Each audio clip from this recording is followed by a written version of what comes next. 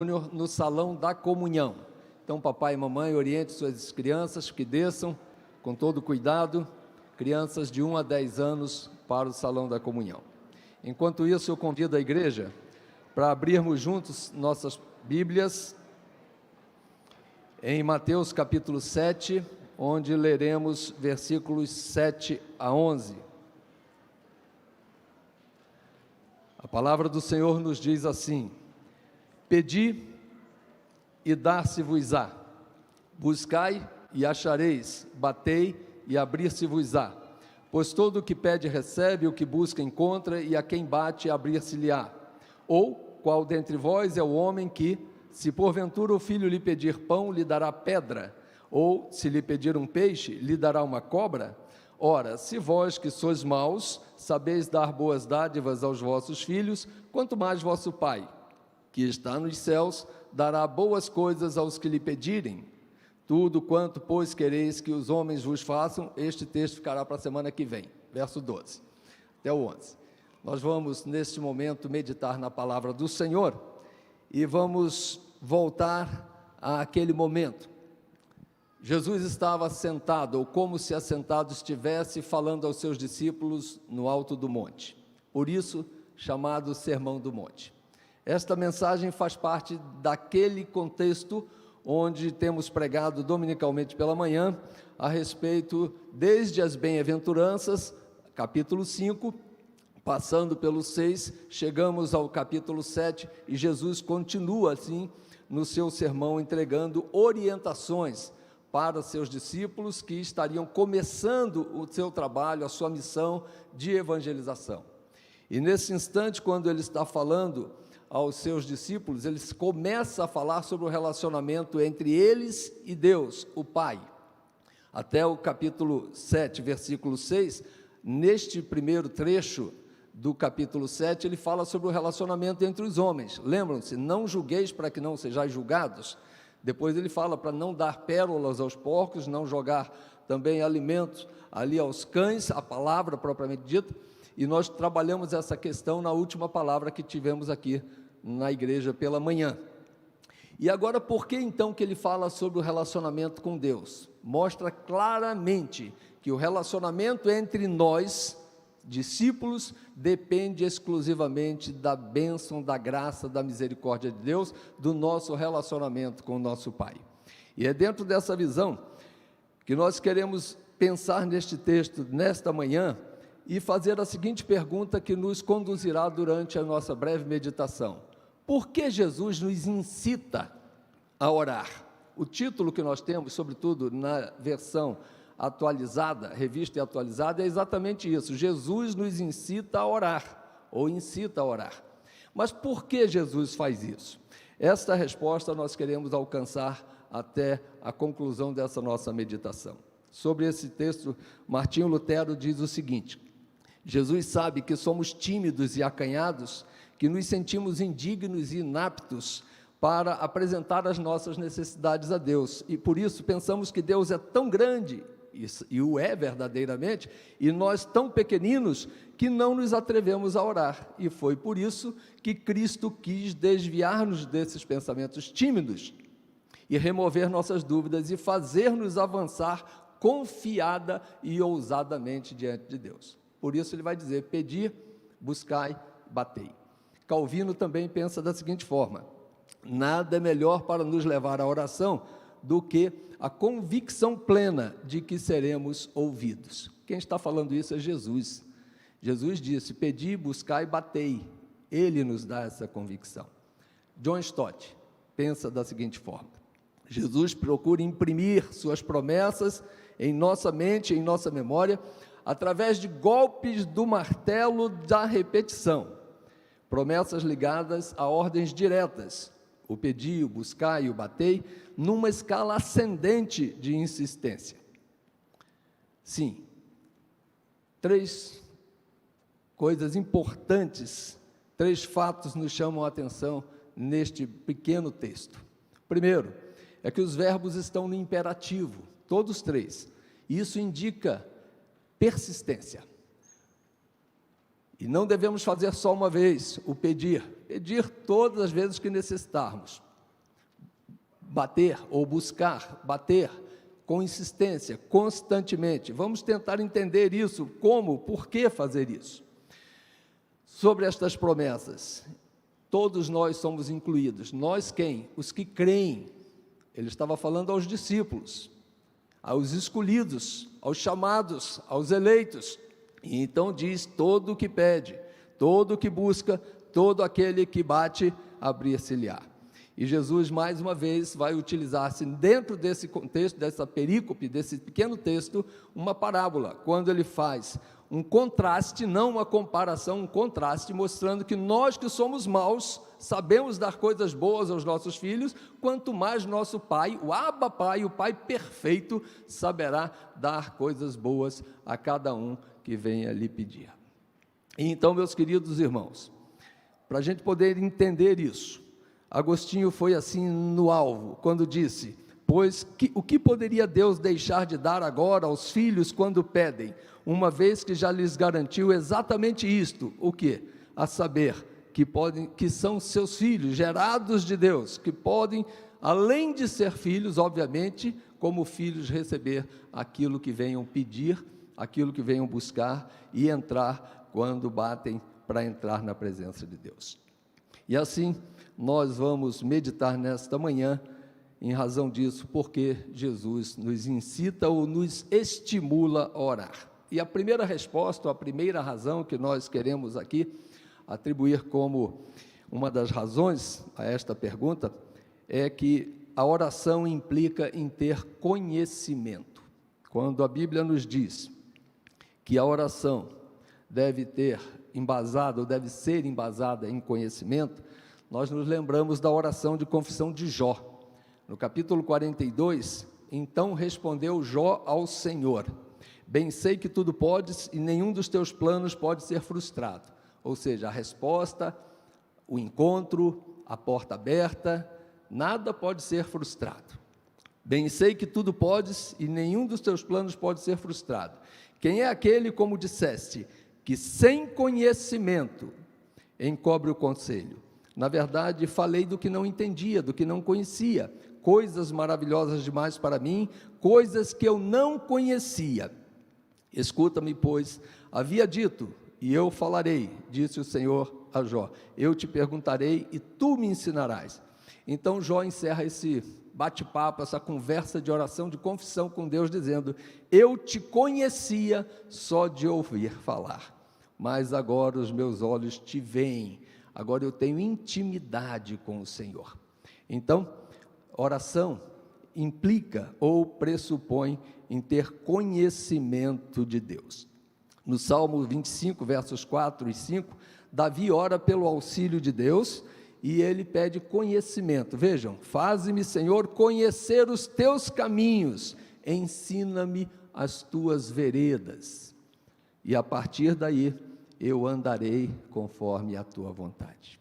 Oséias, que é um dos textos que estudamos neste ano, nesse início de ano em nossa igreja, nos mostra onde Deus fala por meio do profeta sobre uma conversão insincera do povo de Deus. Ele diz assim: vinde e tornemos para o Senhor, porque Ele nos despedaçou e nos sarará. Ele fez a ferida e a ligará, ou seja, a sarará também. Depois de 2 dias nos revigorará, ao 3º dia nos levantará e viveremos diante dele. Essa é uma referência a Jesus, desde a sua morte, quando ferido como Cordeiro de Deus, até o dia da ressurreição. E no versículo 3 de Oséias 6, ele diz assim: conheçamos e prossigamos em conhecer ao Senhor. Como a alva, a sua vinda é certa, e ele descerá sobre nós como chuva serôdia que rega toda a terra. Conheçamos e prossigamos em conhecer. Conhecer a Deus faz parte, um princípio fundamental, como princípio fundamental da nossa vida de oração. Uma segunda resposta, por que Jesus nos incita a orar, que Ele nos motiva, é que a oração implica em ter fé.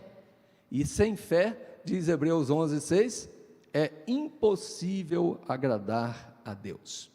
Então, é necessário que aquele que se aproxima dele tenha fé, ou seja, creia que Ele existe e que se torna galardoador daqueles que o buscam. 1 João 5,14, que também está sendo pregado durante esse período do ano, aqui em nossa igreja, de forma expositiva, esta é a confiança que temos para com Ele, que se pedirmos alguma coisa segundo a sua vontade, Ele nos ouve. Precisamos conhecer então a vontade de Deus. E a partir daí, nós vamos a um terceiro ponto da nossa meditação. A terceira resposta, porque Jesus nos incita, nos motiva a orar, é porque a oração implica em ter desejo. Mas quem? Desejo de quem? O nosso desejo? É um desejo de mão dupla, é um desejo duplo, é o desejo de Deus, o nosso desejo e a coerência entre os desejos. É necessário que nós, como rebanho do Senhor, conheçamos o desejo do coração de Deus. É necessário que nós, como rebanho de Deus, creiamos, tenhamos fé no que Deus deseja para nós, e é necessário então que este desejo seja aplicado e que seja experimentado na vida de cada um de nós. É necessário então que a gente prossiga em conhecer a vontade de Deus.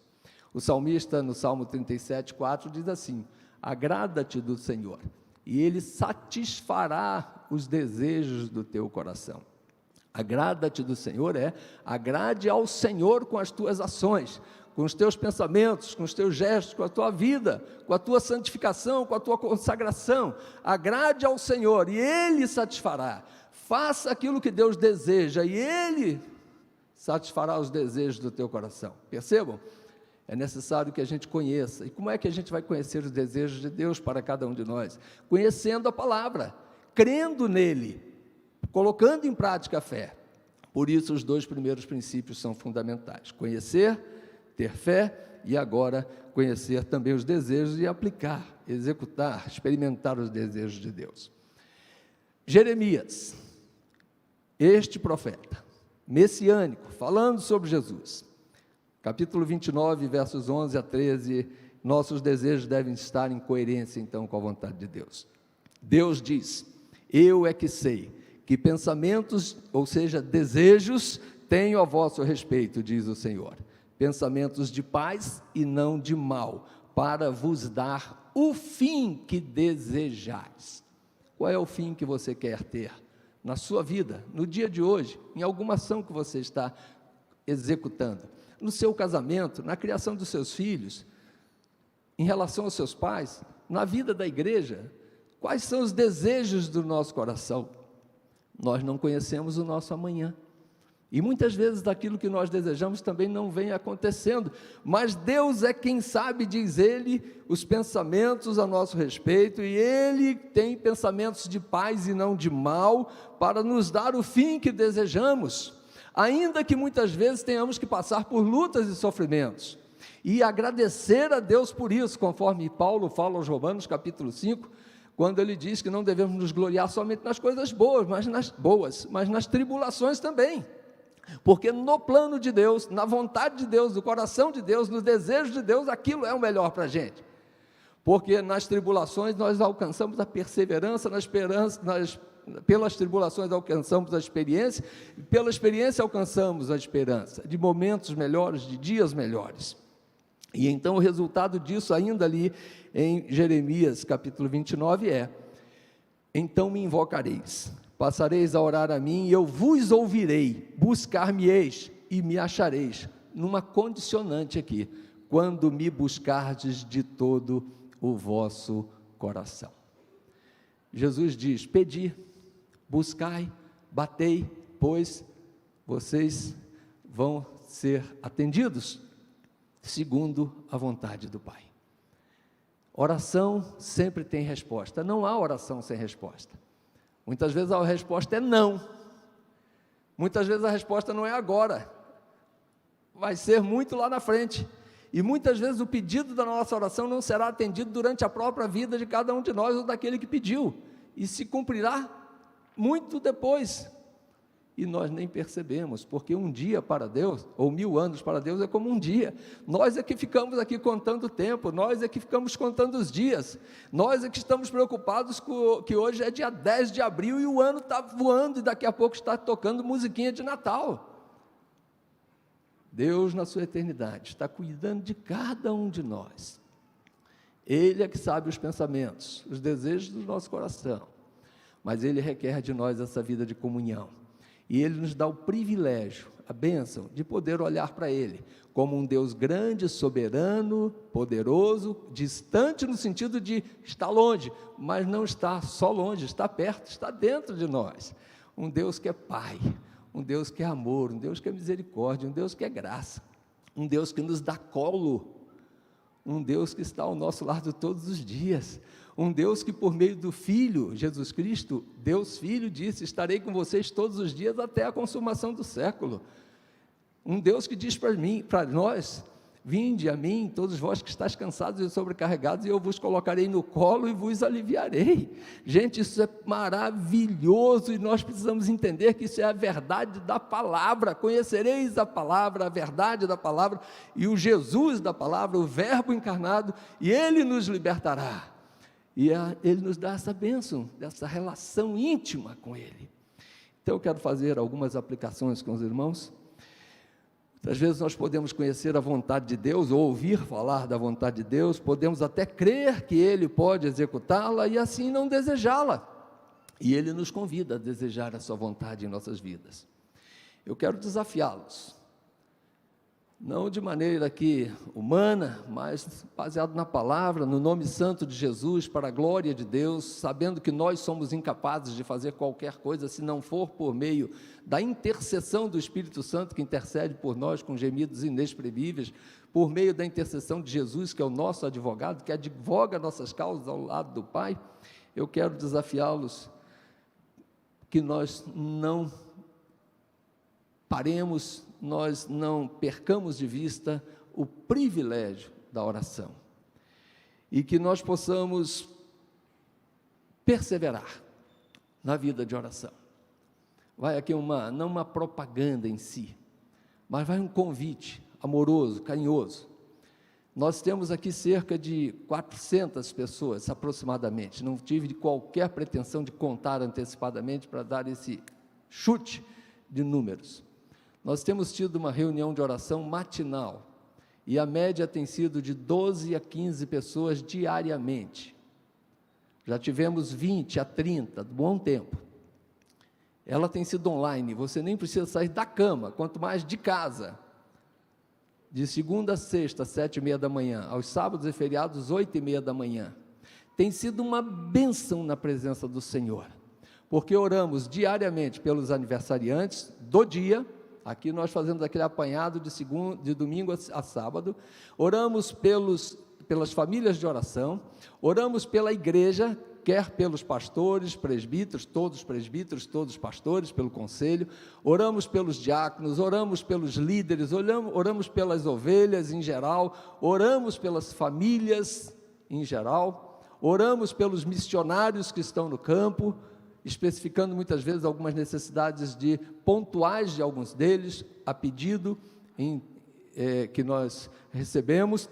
Oramos pelos governantes na área federal, nas áreas estaduais e distrital, nas áreas municipais. Nós oramos pelo nosso país, entendendo que feliz é a nação que tem Deus como Senhor. Nós oramos pelos enfermos, nós oramos pelas outras necessidades além dessas. Tem sido uma bênção. Como acessar? ipn.org.br/sala de oração, sem tio e sem cedilha. Sala de oracal. Fácil, só isso. Pelo Zoom. Se Deus colocar no seu coração, ore conosco. Escolha um dia na semana, esteja com a gente. Eu sei que existe a reunião da SAF, Sociedade Feminina, eu sei que existe a reunião dos homens, 24 horas de oração. Nós, conselho da igreja, temos nos esmerado em conversar com Deus, ter intimidade com o Senhor. Eu sei que possivelmente você faça o seu culto doméstico, mas muito tem como importância esta comunhão da igreja em alguns momentos centrais assim. Ali nós temos homens, temos mulheres, às vezes temos jovens, poucas vezes temos adolescentes, mas é um lugar de centralidade onde eu convido vocês a participar. Fica o desafio, fica o convite. E embora seja um pequeno grupo, tem sido um grupo que se reúne perseverantemente há anos, e tem sido realmente fonte causa e consequência de grandes bênçãos na vida da igreja. Quero concluir, queridos, contamos constantemente com a companhia do Senhor. Quando Jesus diz: pedi e recebereis, buscai e achareis, batei e abrir-se-vos-á, ele quer dizer que nós podemos elevar os olhos para os montes e perguntar: de onde nos virá o socorro?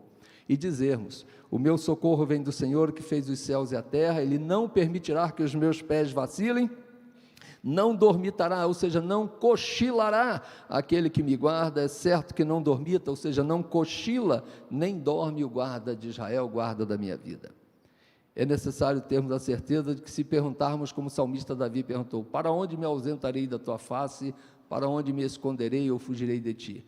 Se vou para o céu, lá estás; se vou para um profundo abismo, estás também; para o meio da floresta amazônica, para o meio do oceano qualquer ou quaisquer que sejam, para o meio de um deserto, ainda ali estará a tua mão direita a me guiar. Se com efeito eu não conseguir me esconder do Senhor nessas condições, eu vou para um lugar escuro, mas nem mesmo as trevas lhe serão escuras, porque a luz e as trevas para Deus são a mesma coisa. Deus está aqui, Deus está lá com nossos familiares, Deus estará conosco todos os dias, é promessa dele. Pedi e recebereis, buscai e achareis, batei e abrir-se-vos-á, diz a palavra. Criamos nisso, coloquemos em prática, que Deus nos ajude e nos abençoe, em nome de Jesus, amém.